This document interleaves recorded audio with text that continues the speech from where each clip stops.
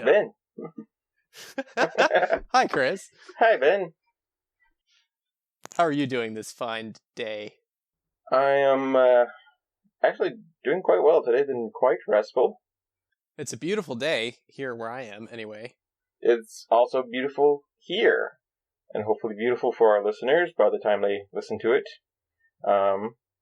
We will be in social isolation for... This is our third episode, doing it long distance.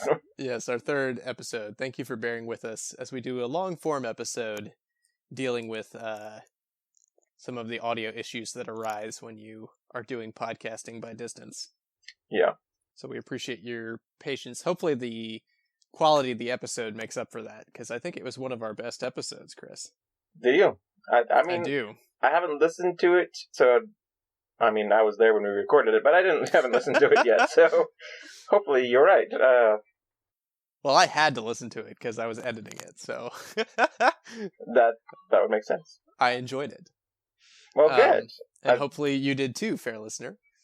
This time we're back for another mini-sode. Yes. So, Ben, Hi. we had talked about a couple of ideas when we talked for this mini-sode. Did you decide on which one you wanted to talk about? Well, the one that's springing to my mind at the moment is, I just wanted to talk about something I watched recently. And that was The Legend of the Lone Ranger. The Legend of the Lone Ranger. Yes, not just The Lone Ranger, but The Legend of.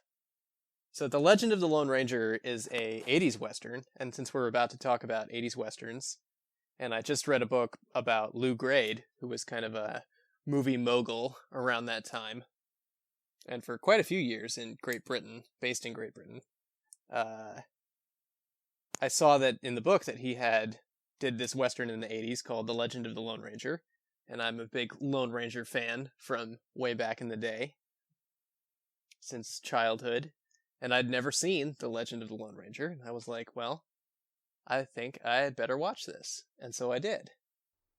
And what did you think? It is widely regarded as a disaster.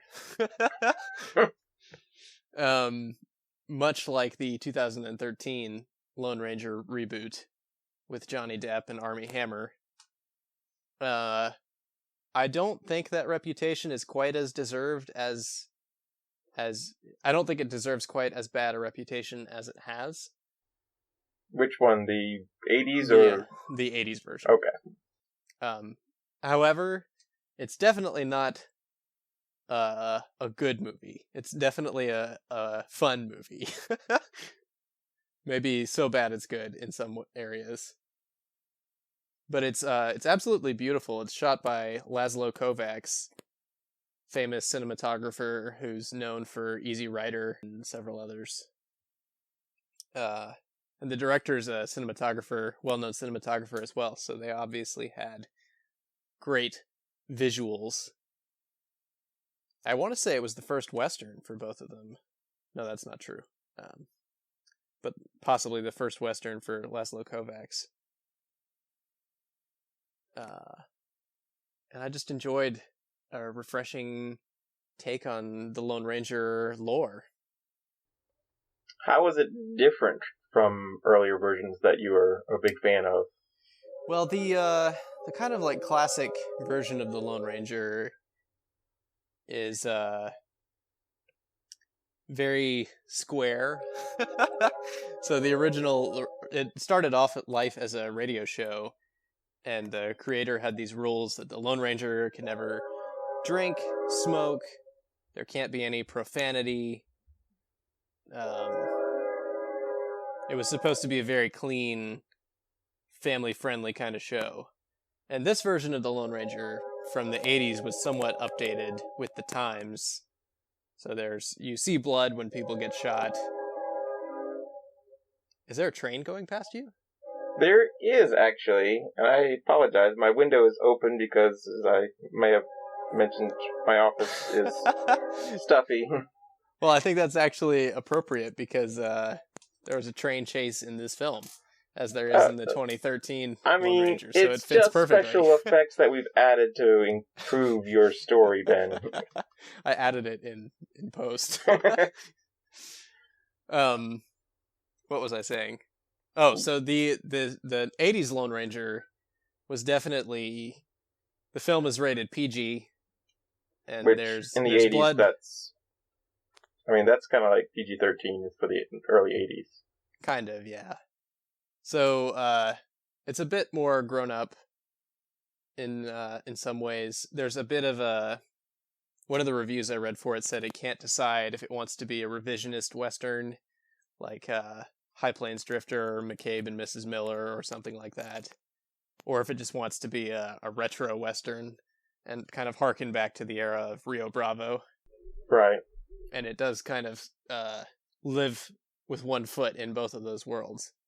Because, of course, the Lone Ranger was the franchise of that world in the 50s. He was one of the blockbuster Western cowboys. So it's an upgraded version. The story itself is pretty similar. There's some of the same. It's an origin story about the Lone Ranger, which of course has been done a lot of times in a lot of different ways. So it's a familiar story. The one thing they added that I actually really liked was they had a young John Reed, or Lone Ranger later, rescue Tonto. So they became blood brothers in boyhood when he saved Tonto's life. And then, of course, later, Tonto saves the Lone Ranger's life. So it just gave them a bit more connection than just... I think in the 2013 version, Tonto's just some random Indian who comes across the Lone Ranger and saves his life, and we don't know why, out of the kindness of his heart. Right. But this has a little bit more depth and backstory to it. It also has a great supporting cast. Jason Robards plays Ulysses S. Grant, and he gets kidnapped by Christopher Lloyd. So, I love Christopher Lloyd. I love both of those men. They're great actors. So they get to play some scenes together and do an excellent job with a somewhat lackluster screenplay. So that's very enjoyable. The score is by John Barry, so of course it's beautiful. John Barry, he of James Bond fame. Okay. Imagine he's getting quite a bit of business at that time. He was indeed. He also had just done Disney's The Black Hole, which is a film I think we've talked about before. Briefly, I think we've mentioned it. Kind of in a similar category. Didn't do too well at the box office, but I have a bit of a soft spot for movies like that.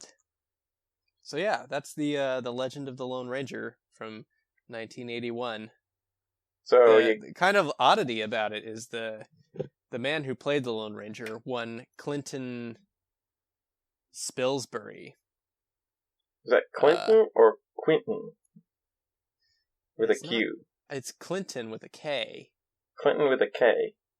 Yeah, very unusual name. And apparently a very unusual guy, because they dubbed out his voice, and he never has acted in anything since. He hasn't done any interviews, and nobody knows what happened to him. Kind of interesting. So if you're listening to this, and you know the whereabouts of Klinton Spillsbury, feel free to reach out. Or Spillsbury is listening to this right now. Exactly. Maybe he is. Reach out to us and let us know. We'd love to talk to you.